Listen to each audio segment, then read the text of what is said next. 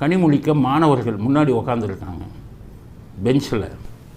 யார் யார் உட்காந்துருக்காங்கன்னா எடப்பாடி, அண்ணாமலை, சீமானு, விஜய் போட்டது கரெக்டு தான். இவங்க 4 பேர் ஃபோட்டோவையும் போட்டு, ஏன்னா விஜய் வந்து ஒரு மாணவன் அரசியலில் மாணவராக தான் இருக்கார், இன்னும் அவருக்கு வந்து மெச்சூரிட்டி வரல.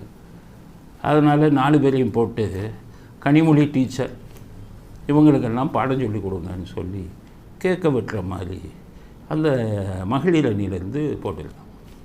போட்டு பார்த்தீங்கன்னா எல்லா இதில் இன்டர்நெட்டில் பூரா வைரல் ஆகுது அந்த ஃபோட்டோ. எல்லோரும் யோசிக்கிறாங்க, எப்படி கனிமொழியை ஏன்ட்டு எம்பி தானே எப்படி டீச்சர் ஆக்கினாங்க அப்படின்னு. சரி, அவங்க டீச்சர் இவங்களெலாம் மாணவர்கள் ஆக்கிட்டாங்களே, அது ஏன் அப்படி போட்டாங்க அப்படின்னு ரொம்ப பேருக்கு புரியுது. ஆனால் எனக்கு புரியுது எப்படின்னு கேட்டிங்கன்னா, அரசியலில் கொள்ளையடிப்பது எப்படிங்கிறதுக்கு அவங்க டீச்சர் மாதிரி இருந்து எல்லாத்துக்கும் சொல்லிக் கொடுக்கணும்.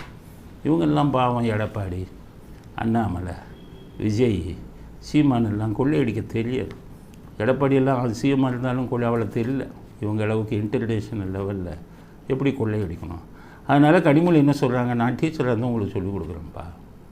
2Gயில் கொள்ளையடித்த மாதிரி மத்திய அரசாங்க பதவியிலிருந்து 1,76,000 கோடியை எப்படி கொள்ளையடித்தேன்னா அப்படிங்கிறது உங்களுக்கு சொல்லிக் கொடுக்குறேன், வருங்காலத்தில் யூஸ் ஆகும் அப்படிங்கிறது தான் அந்த போஸ்டரில் சொல்கிறாங்க. 1,76,000 கோடி நானும் ராசாவும் சேர்ந்து எப்படி கொள்ளையடித்தோம் கிளாஸ் எடுக்கிறேன் அப்படிங்கிறாங்க.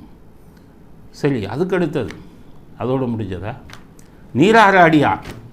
நீராராடியாங்கிறவங்ககிட்ட வந்துட்டு தயாநிதி மாறனா அந்த பதவியை விட்டு ஐடி மந்திரியை விட்டு தூக்குறதுக்கு நீராராடியாட்ட எப்படி ஒரு பேரம் பேசினார் அந்த டெக்னிக்கெல்லாம் அவங்களுக்கு சொல்லிக் கொடுக்குறேன்னு சொல்கிறாங்க.